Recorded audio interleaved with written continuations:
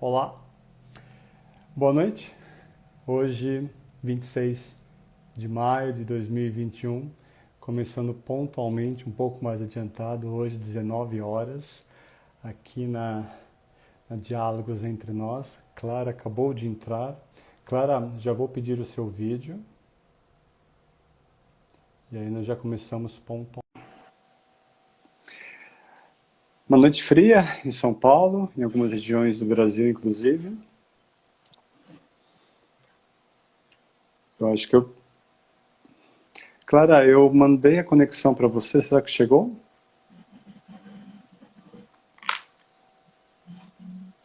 Olá, Oi, Gui, tudo bom? tudo bom e você? Tudo certo. Eu te vejo, te escuto perfeitamente. Acredito que você também. Também tá tudo ótimo, consigo te ouvir bem, a imagem tá ótima. Tá Espero que a tudo. conexão dure até o final da live, né? Sim, por favor, por favor, por favor. Então, bora lá. Gravando, então, vamos lá, então.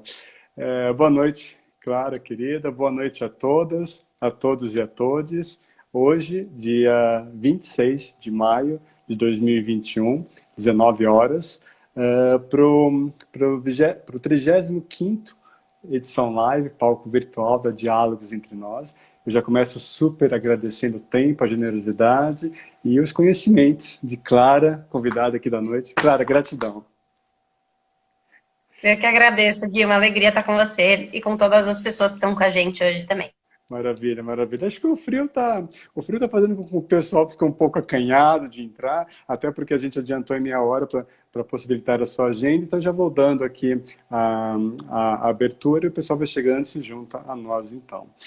Eu sou Guilherme Gobato, eu sou sócio fundador e especialista em diversidade e inclusão pela Diálogos Entre Nós, uma consultoria focada na interseccionalidade estratégica das pautas étnico-racial, LGBT, QIA+, pessoas com deficiência, gênero e geracional. Eu costumo dizer, Clara, todas, todos aqui online, que o nós que eu carrego na minha marca consultiva tem um duplo significado. Primeiramente, nós, na primeira pessoa do plural, porque eu tenho muita certeza e esperança de que união e boas parcerias promovem muito mais equidade, igualdade e respeito em prol de uma sociedade mais diversa e inclusiva.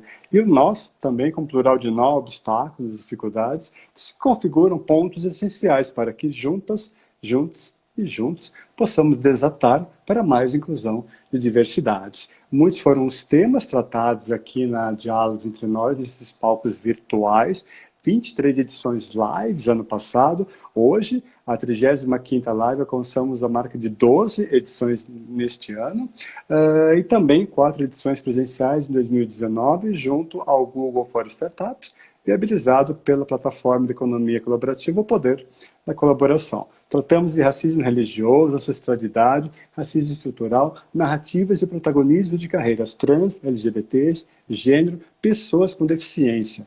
Hoje, o tema da noite, direitos humanos e diversidade e inclusão. Sinônimos?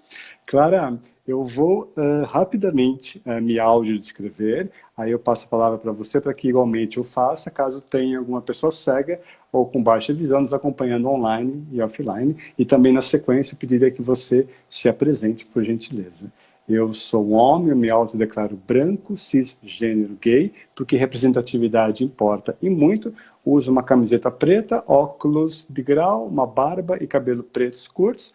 Atrás de mim, algumas paredes claras. Antonieta, nossa jiboia de estimação, 5 anos de idade, 10 metros de comprimento, nossa planta de estimação. Por favor, estamos em segurança. Clara, por gentileza, esse áudio descreve e se apresente para todos aqui, por gentileza. Oba, obrigada, Gui. Eu sou a Clara, eu sou uma mulher branca, cis, hétero, é, tenho um cabelo ondulado, tô com um brinco pequeno dourado, tô com uma camiseta preta de manga 3/4, com algumas pequenas estampas rosa claro. E ao meu fundo tem a minha sala, que tem uma mesa de jantar lá no fundo, com algumas cadeiras, dá para ver uma cortina, tem uma planta grande, uma árvore com espinhos ao fundo, e do meu lado direito também tem a minha porta, que dá para outro ambiente. Perfeito. E, Clara, você poderia falar da sua trajetória profissional e acadêmica também?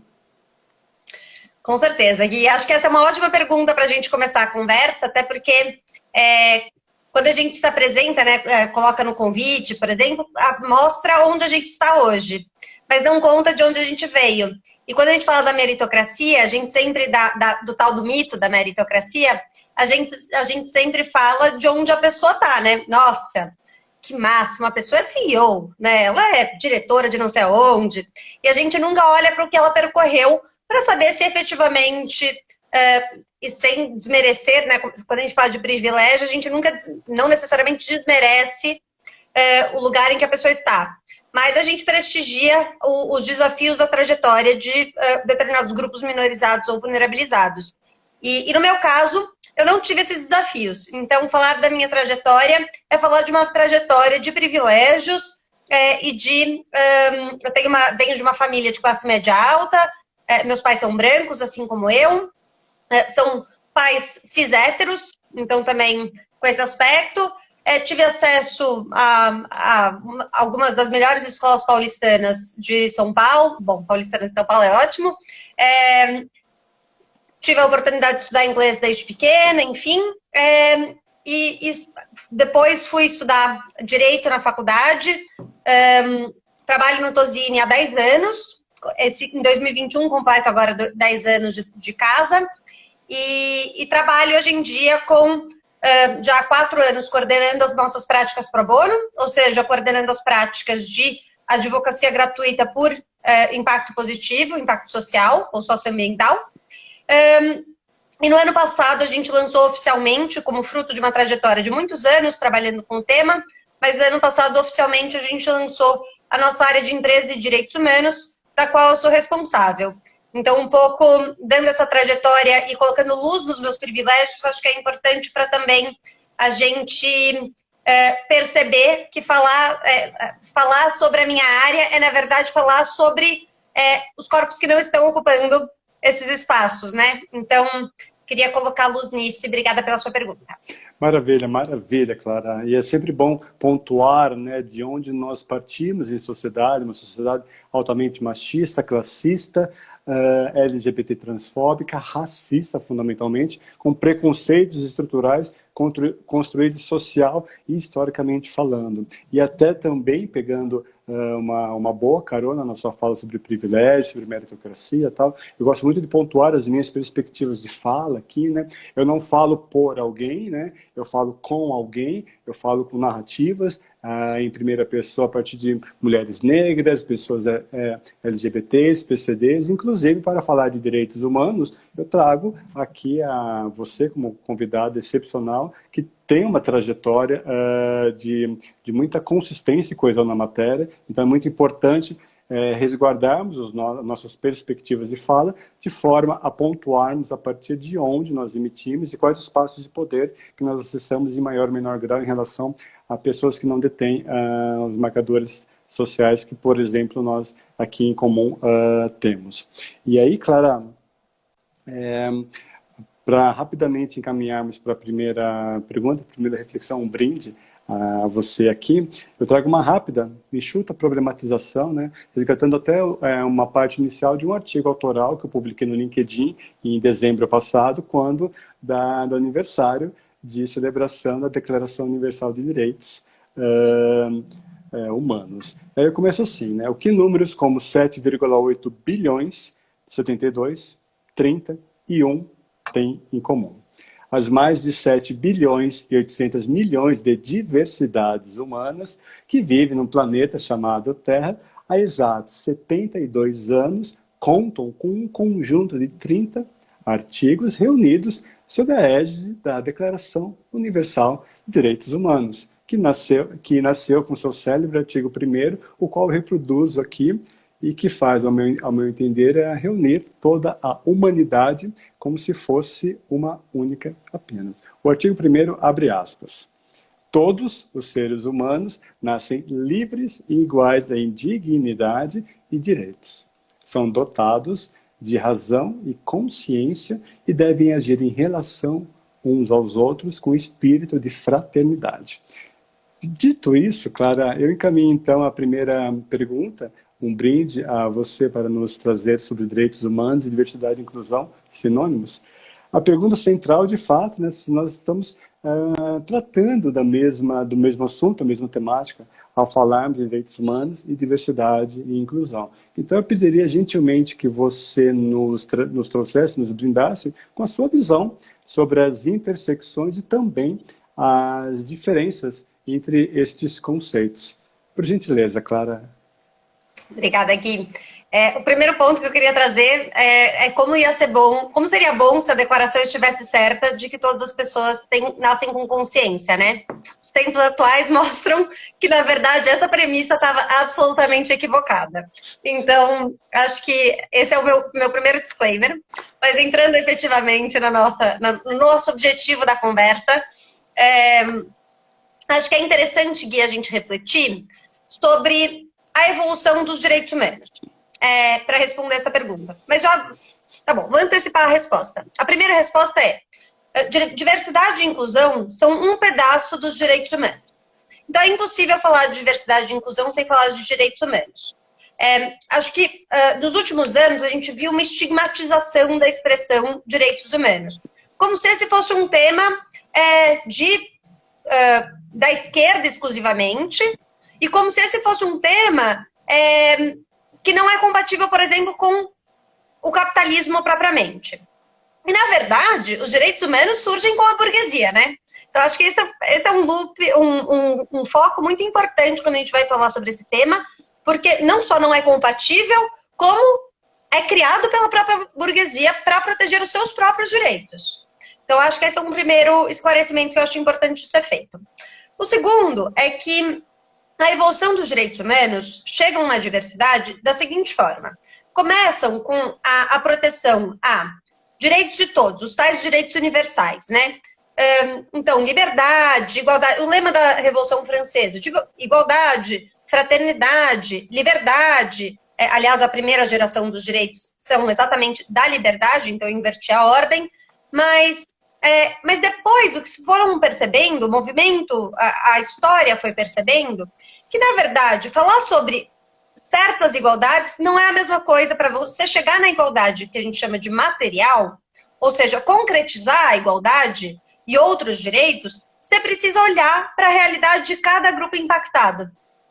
E isso não é a Clara que está falando, não são as empresas atuais que tratam sobre diversidade que estão falando.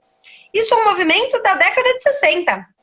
Então, quando a gente fala, por exemplo, sobre 60, 70, né? Quando a gente fala, por exemplo, sobre os direitos das mulheres, a ONU tem uma convenção que é de 1979. Foi internalizada no Brasil em 1984. Aliás, vamos voltar à discussão sobre isso não ser tema de esquerda, né? O nosso governo que estava, à época, era o governo da ditadura militar, que internaliza a convenção que traz para o Brasil a convenção sobre a pré-eliminação de todas as formas de discriminação contra a mulher e traz também a convenção para a eliminação de todas as formas de discriminação racial. Não é tema de esquerda, é tema de todo mundo, né? Mas esse é um movimento, então, que começa a colocar a luz nos desafios que cada grupo enfrenta. Então, por que as mulheres não ocupavam os espaços empresariais e de trabalho? Por que as pessoas negras, e na verdade a convenção da ONU, como vale para o mundo inteiro, não é especificamente para pessoas negras, né? Uhum. Porque em cada região existe um tipo de grupo minorizado. Mas por que certos grupos étnico-raciais em determinados países têm dificuldade de oportunidade de emprego, oportunidade de educação, oportunidade de estar em certos espaços, ou mesmo discriminação pela polícia, por exemplo? Então, isso tudo foi uma percepção que a gente segue discutindo hoje, mas é tema da década de 70. Então, por isso que digo, Gui, que diversidade e inclusão são um pedacinho dos direitos humanos e que vão, na verdade, muito além, mas é muito importante que a gente se atente sempre para dizer que uma coisa não pode ser desvinculada nunca da outra. Você não pode falar que você fala de diversidade e inclusão sem falar de direitos humanos, e não adianta você falar sobre direitos humanos se você não se atenta à diversidade e inclusão. E é fantástica a sua abertura, muito assertiva e com propriedade, de uma forma coesa e coerente, Clara, porque assim, as empresas, né, até nós discutimos no nosso alinhamento temático anterior a este encontro online, né, que por vezes as empresas podem ou não podem se aproximar da temática de direitos humanos a partir do próprio desconhecimento do que a matéria diz a respeito, né, algo que surgiu, né, no pós-guerra, em 1948, sob a preocupação de tentar prevenir um outro holocausto em escala mundial, né? O mundo ocidental muito fragilizado em termos de perdas materiais e fundamentalmente de perdas humanas, né? Então é quando nós percebemos a trajetória dessa temática em sociedade, como isso diz respeito a pertencimento, a dignidade, ao respeito, ao engajamento e à visibilização de pessoas em sociedade, nós percebemos o seguinte, é uma questão de rompermos com este preconceito ou com esse desconhecimento fundamental sobre a matéria para que a gente possa abrir alas de fato para respeito, dignidade, inclusão via as diversidades humanas num espectro bem amplo de direitos humanos. Então, é realmente uma tarefa não fácil, mas muito prazerosa.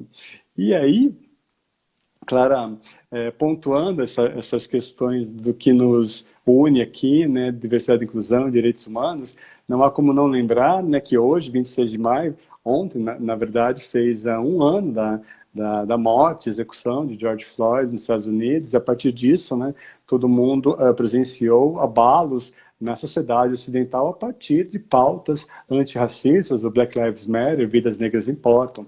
Num outro momento também, nesse momento pandemônico, né, essa questão de nunca fez tanto sentido o que a ONU vem dizendo sobre a questão de acesso à internet é um direito humano e que, porventura, desconectar populações da rede mundial de computadores, da web, é uma violação a esses direitos humanos, né? E também complementando, né, eu vi nesta semana num workshop pela ONU Mulheres, em relação aos princípios de empoderamento das mulheres WIPES, que a batalha por direitos das mulheres, que não é de hoje, convenhamos, é em si uma jornada por direitos humanos. Então, então eu trouxe essas questões, esses pilares didáticos, né, racial, o gênero e a questão, igualmente, de acesso à comunicação.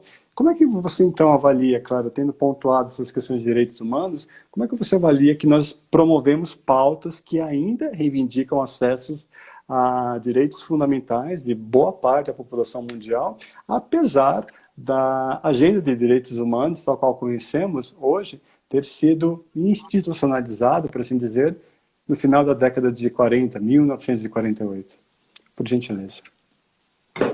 O que a gente fala, Gui, é que os direitos humanos, eles sempre aumentam. O que eu quero dizer com isso? É que o espectro de proteção dos direitos humanos nunca pode ser reduzido. Uma vez que você previu aquele direito, você tem que sempre garantir ou tentar garantir cada vez mais. Você nunca pode dizer, desculpa, eu tinha te garantido o direito à vida, desculpa, me arrependi. Na verdade, o garantido está garantido. Então, basicamente, os direitos humanos é meio nessa linha. Só que a questão é que a realidade sociocultural, econômica, ela traz outras perspectivas, né? Então, a gente vivenciou nesses últimos anos, por exemplo, um aumento expressivo da desigualdade no Brasil. Isso tem que ser tema a ser trabalhado. E, apesar disso, a gente tem, por exemplo, nos Objetivos de Desenvolvimento Sustentável da ONU, Agenda 2030, o objetivo número 10, salvo engano, é exatamente redução de desigualdades. Mas do que a gente está falando quando a gente vivencia uma perspectiva de aumento substancial das desigualdades? Durante a pandemia, agora não me lembro qual veículo de informação publicou, mas trouxe a informação de que houve um aumento significativo de bilionários.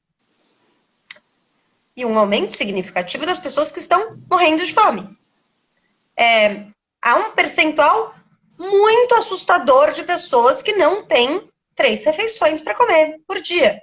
Isso fora o percentual também assustador de pessoas que efetivamente correm o risco de passar fome, objetivamente. Então, é um cenário muito preocupante. E ao mesmo tempo que a gente vê um objetivo específico, um objetivo do desenvolvimento sustentável, específico para falar sobre desigualdade, a gente vê outro focado em gênero, né? Na promoção dos direitos das mulheres. Mas eu acho que a agenda dos direitos humanos, ela, ao mesmo tempo que ela reflete sobre um aspecto teórico, declaratório, né? Ela tem um aspecto que é sociológico, é você entender aonde você está se inserindo e o que é necessário para efetivamente garantir aquele direito. Quando a gente vê decisões, por exemplo, do Sistema Interamericano de Direitos Humanos, da Corte Interamericana de Direitos Humanos, a gente vê que, na verdade, a determinação você nunca pode, por exemplo, você, país, nunca pode justificar que você deixou de garantir um determinado direito porque faltou orçamento, por exemplo.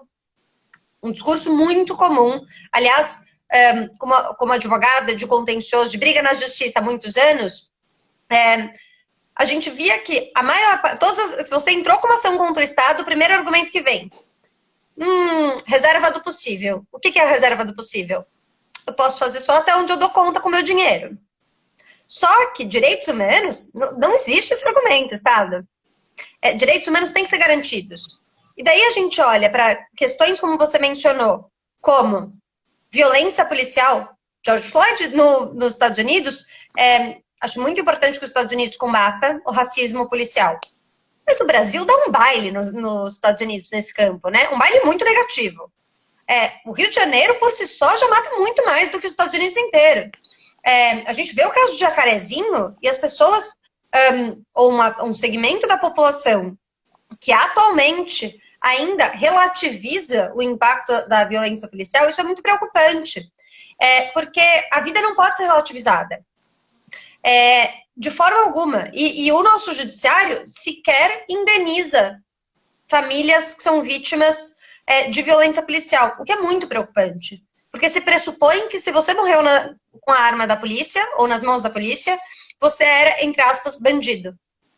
Então, quando a gente vai olhar para a abordagem policial, por exemplo, a gente vê que a abordagem policial é sempre em negro. Sempre é uma expressão forte, né? Na comunicação violenta, a gente brinca que não pode falar nem sempre, nunca sempre e nunca nunca. Frequentemente. Então, vou tentar. Quase sempre. Mas existe um estudo, tentando concluir a pergunta, porque senão eu vou embora, né, Gui, falando. Vamos juntos. Mas existe um estudo antigo, também acho que é a década de 70, que analisava o perfil do bandido, o perfil do criminoso. Cesare Lombroso era o nome do cara. E ele falava, não, ele tem um crânio assim assado, é um homem com o nariz assim assado, enfim. Por quê? Quem ele estudou para dizer quem era o perfil do criminoso? Quem está preso. E quem está preso?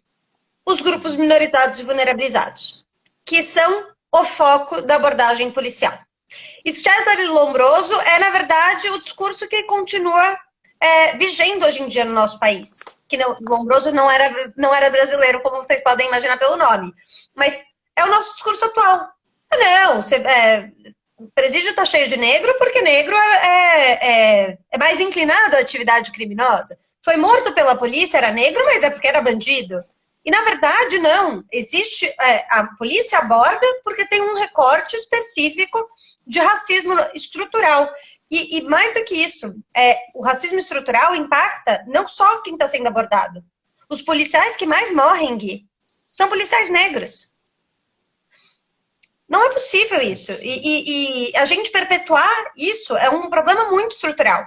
Então, por isso que eu acho que falar sobre direitos humanos é, ao mesmo tempo, um respiro de esperança, mas um balde de água fria constante, porque a gente perceber quão graves são as desigualdades, as violações, e a gente não conseguir pregar o olho sem se preocupar e sem ficar e sem se mover para tentar transformar essa realidade tão preocupante que a gente vive hoje em dia.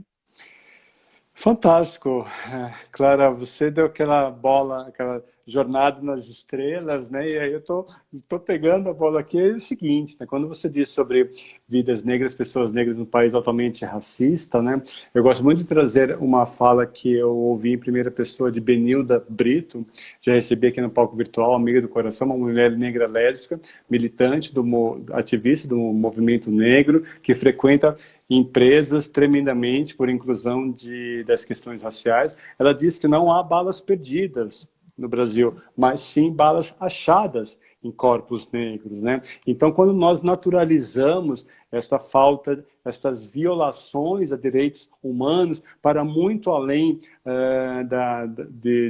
de um julgamento correto sobre as atitudes positivas e negativas de pessoas minorizadas expostas a cenas de crimes aqui no Brasil, nós de fato estamos tendendo a normalizar o que não deve ser normal, né? Um outro fato sobre violações de direitos humanos vividos aqui nesse país chamado Brasil, né? Há 13 anos consecutivos é o país que mais mata mulheres trans e travestis no mundo, há 13 anos. E são dados subdimensionados, porque até a própria instrução destas mortes em questões oficiais por homotransfobia, é difícil de acessar as estruturas oficiais de registro, de boletins de ocorrência, né? E também, né, numa questão de direitos humanos em relação a pessoas LGBTs em geral, né, um dos países mais hostis a vidas LGBTs no mundo, né? Então, quando nós não nos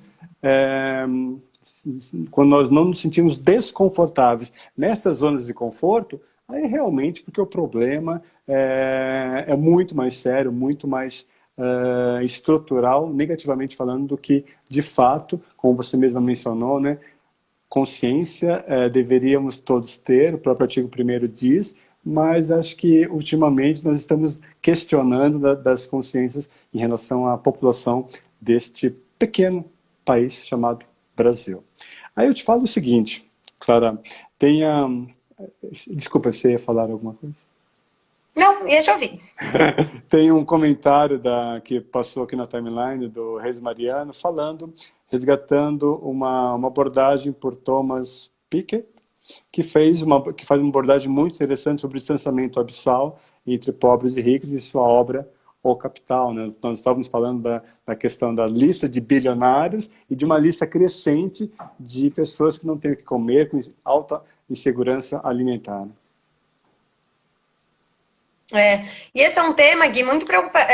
Eu acho que tem alguns aspectos da sua fala e do... Agora me fugiu o nome da pessoa que colocou o comentário, desculpa. O Reis Mariano. E do Reis Mariano, que são muito interessantes, que quando você traz a perspectiva, por exemplo, dos corpos trans, eu tenho 31 anos, corpos trans vivem até 34. A expectativa de vida é essa. A pessoa não conclui ensino fundamental ou médio. Na verdade, normalmente o médio, porque a pessoa começa a transicionar um pouco a percepção da sua identidade de gênero, não vem necessariamente na infância. Ou vem, mas é abafada por uma questão sociocultural, né? E acho que, trazendo um dado interessante e muito preocupante, você deve se lembrar daquele PL 504 que foi votado recentemente aqui em São Paulo, né? Aquele PL era bizarro desde a origem, a meu ver. Muito assim, quando ele nasce totalmente desconectado, inclusive do reconhecimento de que orientação sexual é uma orientação e não uma preferência. Então já tinha até as expressões utilizadas no projeto de lei original eram preocupantes. Mas tão preocupante quanto ou mais, a meu ver, é a emenda que foi feita ao projeto originalmente. Depois, hoje em dia está sendo votada uma nova emenda, mas a primeira emenda, que foi efetivamente a que foi levada à votação, ela previa como justificativa que falar sobre orientação sexual e identidade de gênero faz com que haja um aumento de dobrar nos Estados Unidos o percentual de pessoas que se reconhecem como trans. Como se falar sobre isso fizesse as pessoas se tornarem trans.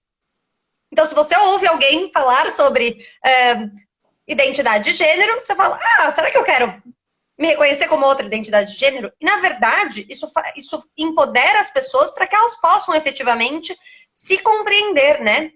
quando você vê a Laerte, por exemplo, transicionando, tão mais velha, pensa quantos anos ela passou da vida dela sem conseguir se reconhecer dentro da identidade dela, de gênero. E isso, para mim, é um dado muito preocupante. Porque a gente vive um momento histórico de ruptura dos conceitos construídos de proteção a direitos humanos. Acesso à informação empodera, mas a informação tem que ser de qualidade. Então, hoje em dia, por exemplo, se discute liberdade de expressão, tirando a liberdade de expressão de todo o seu contexto histórico. Liberdade de expressão não é liberdade para ser violento na internet. Não é liberdade para você destruir um determinado grupo, para você ser racista. E, aliás, racismo, segundo o entendimento do STF, também engloba discriminação com base em orientação sexual e identidade de gênero. E acho que isso tem que ser dito para todo mundo ouvir, entendeu? Racismo é um crime inafiançável, imprescritível, e se você discrimina pessoas trans, LGBT em geral, configura racismo.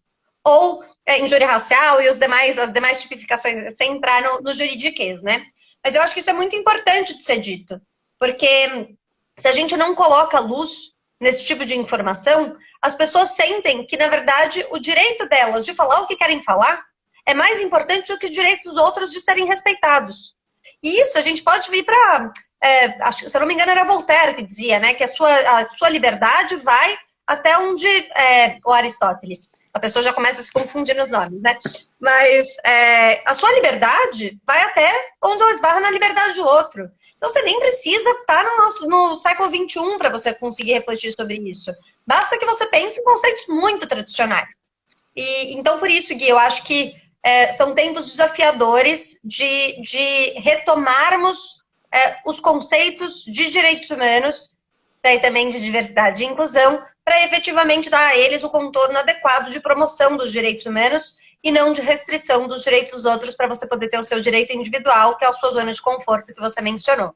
Exatamente, Clara. Eu falo por mim, né, como um homem cis gay, né, que eu tive autorização das autoridades sanitárias nesse país para doar sangue apenas ano passado, em pleno 2020, né? Do contrário, eu e tantos outros homens gays no Brasil teriam que mentir, né, sobre as suas orientações sexuais para simplesmente doar sangue, algo que você faz unicamente para potencializar a vida de quem precisa, em qualquer dimensão de restrição de saúde, né?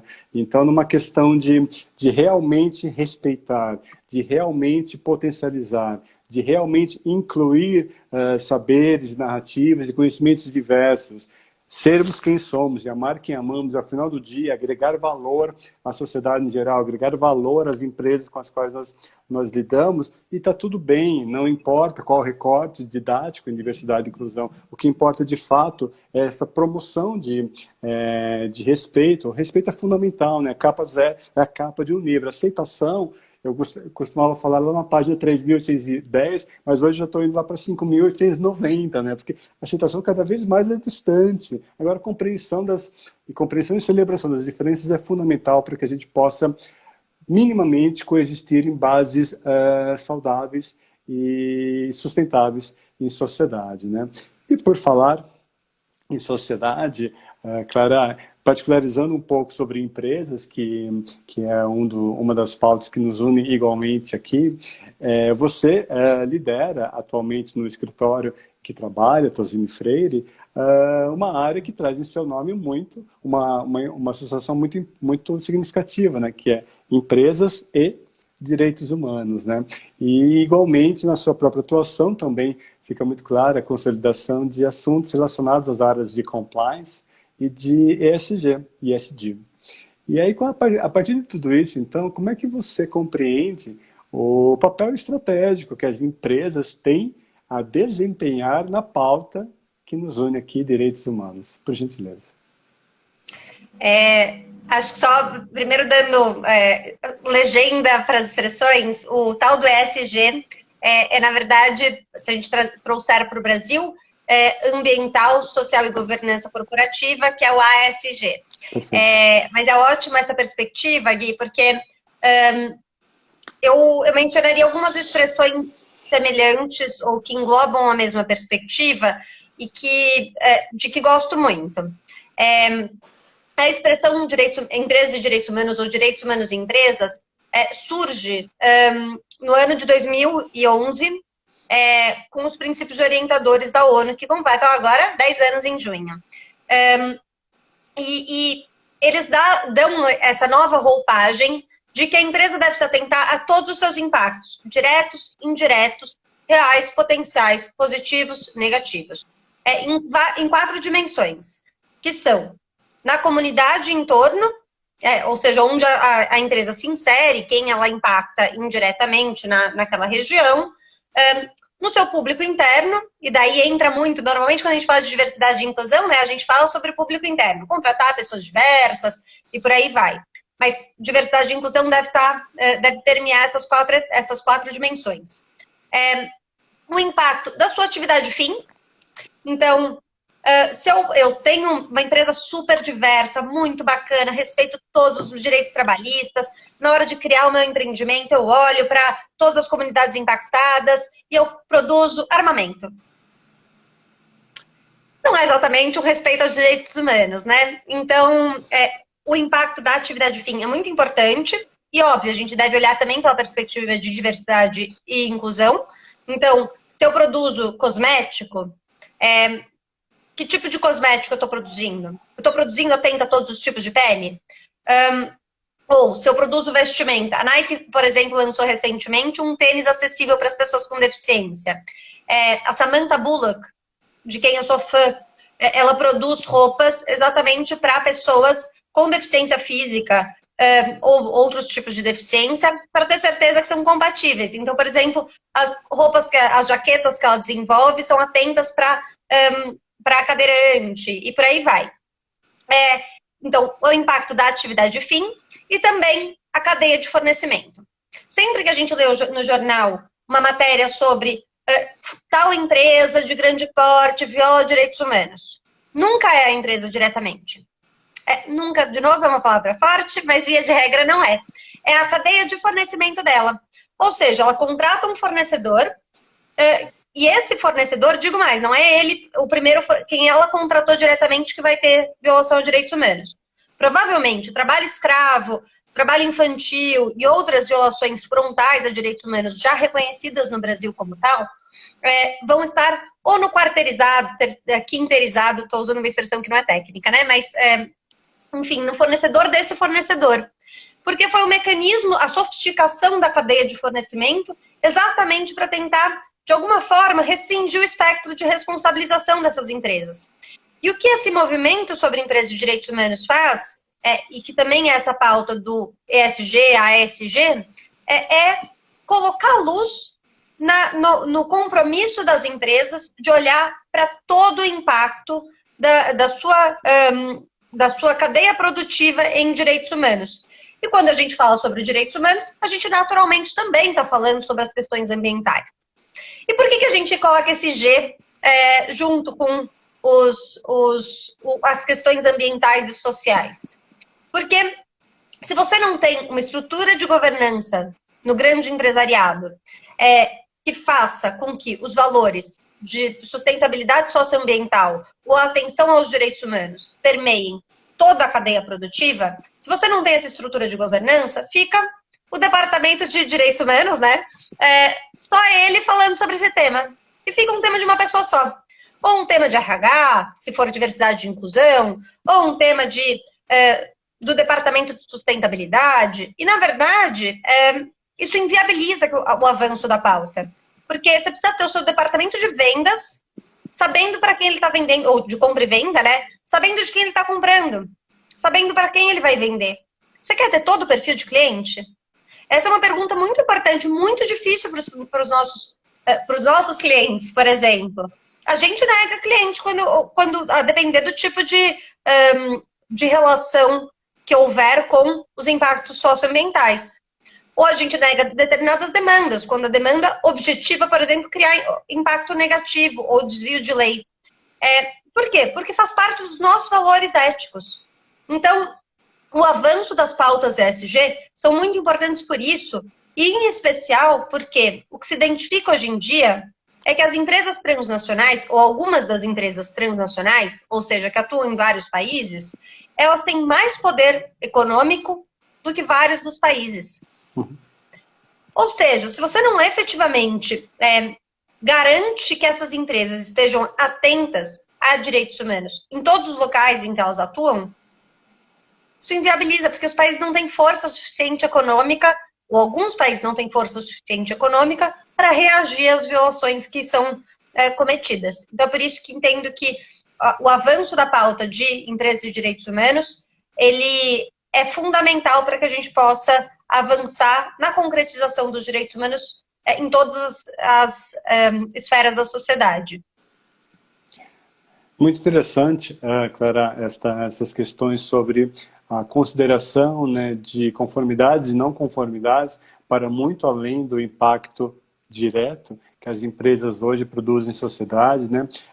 Produzir e oferecer serviços a que custo, a partir de quais fontes renováveis ou não de matérias-primas, sobre que condições de trabalho das pessoas, todas as pessoas envolvidas, não apenas dentro daquele CNPJ, mas dos vários CNPJs com os quais este grande CNPJ se relaciona, né? Então não é qualquer custo, não é qualquer acesso, mas sim um conjunto de práticas, um conjunto de instrumentos normativos, e você muito bem disse, né? Tem um número de países cujas economias são menores do que o faturamento de empresas que excedem qualquer limite geográfico e cultural, né? Então, realmente, a gente precisa ter uma rastreabilidade de responsabilidades e fazer com que não seja apenas uma via de mão única no sistema de uma ótica capitalista que é aqui nós vivemos já há umas boas centenas de anos, né, consideráveis. E encaminhando para a próxima pergunta, uma pergunta um pouco mais leve sobre afeto e acesso. Antes disso, eu deixo um convite a todos e todas aqui para quarta-feira que vem, dia 2 de junho, 7h30 da noite, abrindo o mês do orgulho LGBTI+, aqui na Diálogos Entre Nós. Eu recebo Luanda Pires, que é secretária-geral da Comissão de Diversidade Sexual e de Gênero da OAB São Paulo, da qual eu também integro como membro consultor, economista que sou. E ela é especialista em direito contratual, homoafetivo, gênero e políticas inclusivas. Discutiremos os direitos LGBTI+, pelo direito de existirmos. Dia 2 de junho, quarta-feira, 7h30 da noite. Tornando a nossa pauta um pouco mais leve, Clara, é uma pergunta que eu gosto muito de encaminhar para as pessoas convidadas aqui no palco virtual, né? Que é um convite para falarmos de afeto, que é um sentimento que invariavelmente nos leva ao coração, né? Eu vou dar 2 rápidos recortes. O Theo Vanderloo, que eu recebi aqui ano passado, ele que é o ex-presidente da Bayer Brasil, um tremendo líder inclusivo em pautas raciais aqui no país, e ele disse sobre a importância estratégica de pessoas aliadas em diversidade e inclusão, e que nós precisamos ser genuínos e sinceros quando promovemos inclusão de diversidades, e para tanto devemos ser corajosos, o que significa agir com coração. Isso, Eli Carneiro, para quem me conhece, eu sou apaixonado pela grande mestra do feminismo negro no Brasil. Acabei de mostrar um livro para pessoas cegas ou com baixa visão entenderem. E Sueli Carneiro, ela esteve na estreia do Diálogos Entre Nós como painelista em 2019, e ela ressaltou a importância de nós ganharmos corações para além da batalha por espaços na agenda antidiscriminação. Aí, Clara, eu te pergunto, né, como é que é possível promovermos a pauta de direitos humanos nas empresas sem falarmos de afeto ou mesmo de empatia? Eu começaria pela empatia, Gui, porque a empatia, na verdade, é a base, o seu afeto individual. Estou pensando o afeto das pessoas que tradicionalmente ocupam os espaços corporativos, via de regra, são brancos, né, cis héteros. Então, esse é um afeto importante também, mas eu acho que é importante a gente olhar com empatia para os afetos que estão colocados fora dos ambientes corporativos. E esse sim, então, com muita atenção, porque só com empatia você consegue efetivamente prestigiar isso. E prestigiar a possibilidade das pessoas serem quem elas efetivamente são. Gostarem de quem efetivamente elas gostam, se comportarem da forma que efetivamente elas se sentem confortáveis, se expressarem, colocarem... e eu sempre falo que você só consegue construir um ambiente corporativo melhor se os seus colaboradores estão confortáveis para te criticar. Se você não está preparado para isso, provavelmente você tem que dar 10 passos para trás. Por quê? Porque... E vou dar o meu depoimento pessoal. Eu, quando entrei no Tozini, há 10 anos, eu sentia que os problemas que existiam não eram problemas meus. Eu podia ou aceitar o espaço corporativo tal como ele estava posto, ou me retirar. E o que eu fui vendo ao longo da minha trajetória profissional, e fui tentando batalhar para que todo mundo pudesse ver isso, é que, na verdade, se eu me calava diante das coisas que eu sentia que poderiam ser aprimoradas, era uma violência não só contra mim, mas contra a própria instituição de que eu estava fazendo parte. Por quê? Porque todas as instituições vão ter problemas.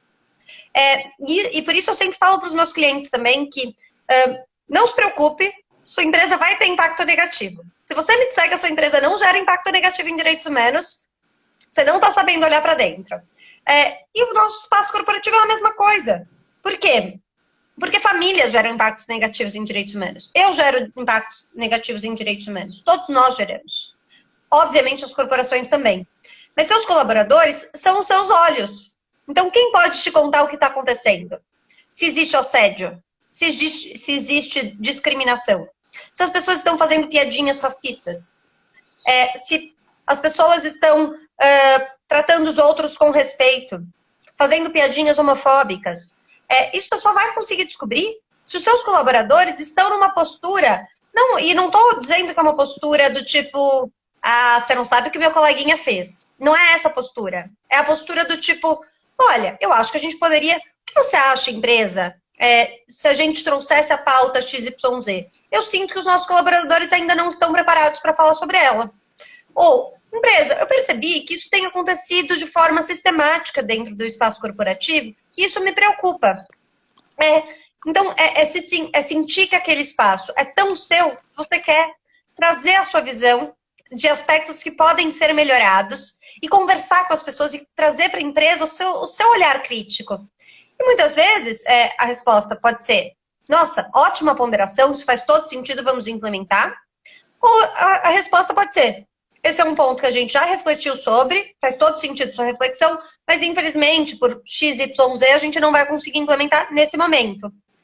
Ou isso não faz parte do nosso DNA, enfim, daí depende de onde você está trabalhando. Mas, mas a questão é essa, assim, de a gente se sentir mais pertencente no sentido de colocar luz nos aspectos que devem ser aprimorados.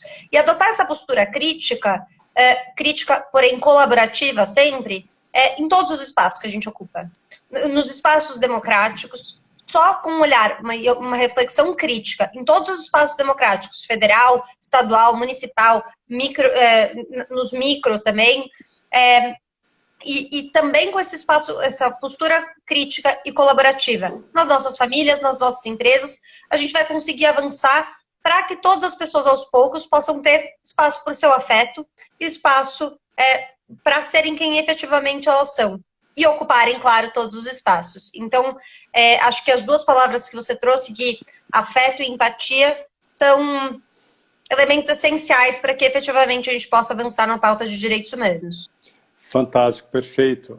Clara, eu costumo dizer, né, por meio do meu trabalho na Universidade de Inclusão, que afeto possibilita acesso, possibilita conexões com pessoas que de fato nós não ouvimos, percebemos, do lado esquerdo, tem pessoas trans aqui, como eu nunca percebia, você passa a ouvir vozes, porque você se conecta, porque você vê ali a humanidade presente, né? Do contrário, nós tendemos a naturalizar as desigualdades, a coisificar algo que não deveria ser, entre aspas, coisificado, que são narrativas, saberes, experiências, desejos, direitos e tudo mais que não vem por um acesso irregular, estrutural, machista, racista, transfóbico, por aí vai.